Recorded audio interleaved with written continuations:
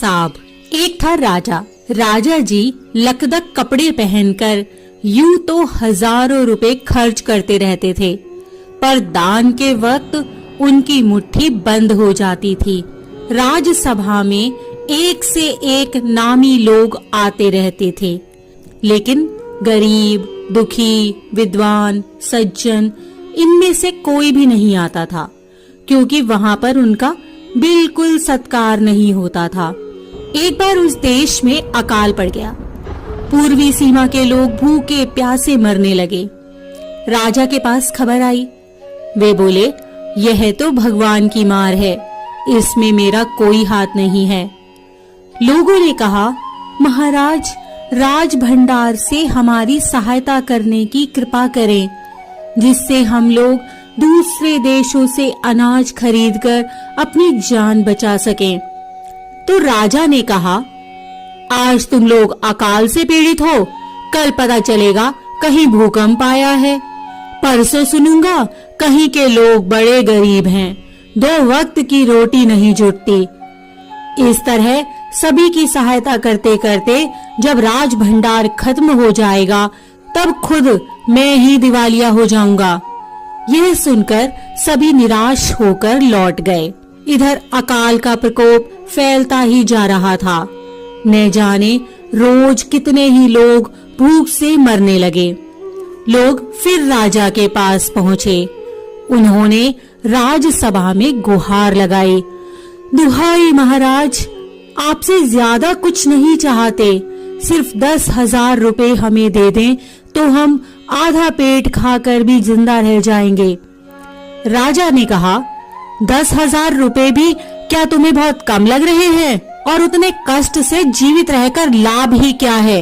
एक व्यक्ति ने कहा, भगवान की कृपा से लाखों रुपए राजकोष में मौजूद हैं, जैसे धन का सागर हो।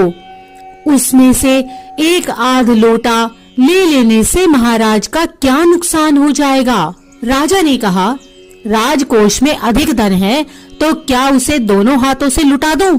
एक अन्य व्यक्ति ने कहा, महल में प्रतिदिन हजारों रुपए इन सुगंधित वस्त्रों, मनोरंजन और महल की सजावट में खर्च होते हैं। यदि इन रुपयों में से ही थोड़ा सा धन जरूरतमंदों को मिल जाए तो उन दुखियों की जान बच जाएगी। यह सुनकर राजा को क्रोध आ गया।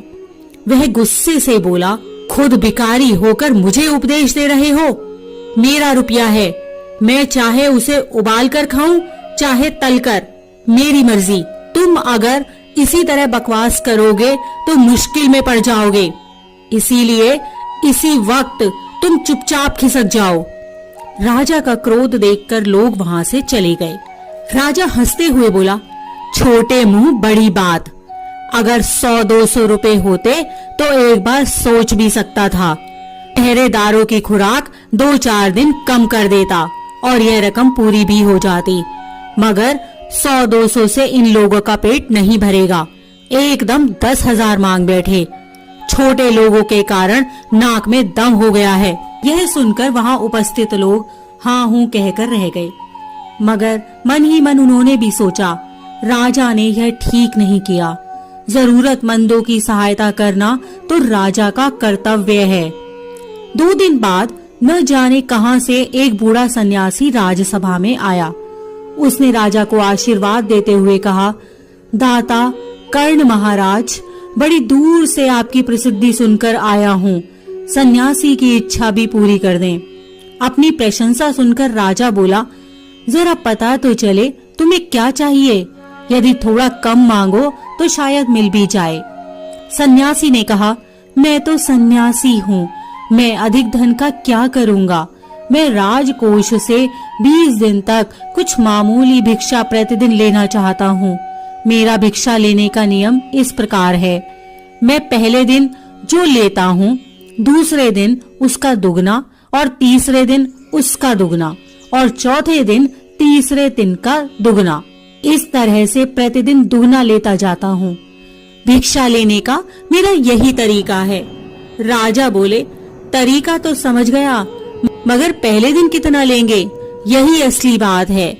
2-4 रुपए से पेट भर जाए तो अच्छी बात है, मगर एकदम से 20-50 मांगने लगे, तब तो 20 दिन में काफी बड़ी रकम हो जाएगी। सन्यासी ने हंसते हुए कहा, महाराज मैं लोभी नहीं हूँ, आज मुझे 1 रुपया दीजिए, फिर 20 दिन तक दुगने करके देते रहने का हुक्म दे दीजिए। यह सुनकर राजा, मंत्री और दरबारी सभी की जान में जान आई। राजा ने हुक्म दे दिया कि सन्यासी के कहे अनुसार 20 दिन तक राजकोष से उन्हें भिक्षा दी जाती रहे। सन्यासी राजा की जय जयकार करते हुए घर लौट गए।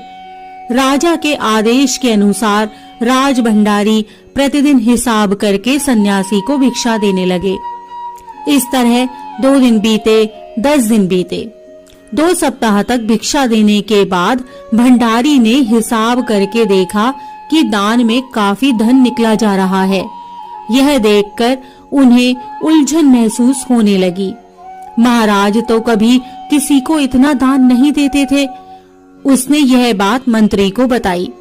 मंत्री ने कुछ सोचते हुए कहा, वाकई यह बात तो पहले ध्यान में ही नहीं आई थी, मगर अब कोई उपाय भी नहीं है।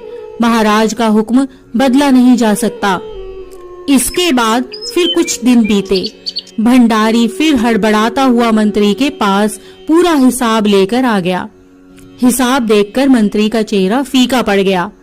वह अपना पसीना पोंछकर, सिर खुजलाकर, दाढ़ी में हाथ फेरते हुए बोला, यह क्या हो रहा है? अभी से इतना धन चला गया है तो फिर 20 दिनों के अंत में कितने रुपए होंगे? भंडारी बोला, जी पूरा हिसाब तो नहीं किया है। मंत्री ने कहा, तो तुरंत बैठकर अभी पूरा हिसाब करो। भंडारी हिसाब करने बैठ गया। मंत्री महाशय अपने माथे पर बर्फ की पट्टी लगाकर तेजी से पंखा झलवाने लगे। कुछ ही देर में भंडारी ने पूरा हिसाब कर लिया। मंत्री ने पूछा, कुल मिलाकर कितना हुआ?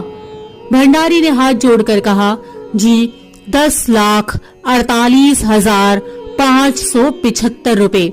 मंत्री को गुस्सा आ गया और बोला, मजाक कर रहे हो? यदि सन्यासी को इतने रुपए दे दिए तब तो राजकोष खाली हो जाएगा। भंडारी ने कहा, मजाक क्यों करूंगा, आप ही हिसाब देख लीजिए। यह कहकर उसने हिसाब का कागज मंत्री जी को दे दिया। हिसाब देखकर मंत्री जी को चक्कर आ गया। सभी उन्हें संभाल कर बड़ी मुश्किलों से राजा के पास ले गए। राजा ने पूछा, क्या बात है? मंत्री बोले, महाराज राजकोष खाली होने जा रहा है। राजा ने पूछा, वह कैसे?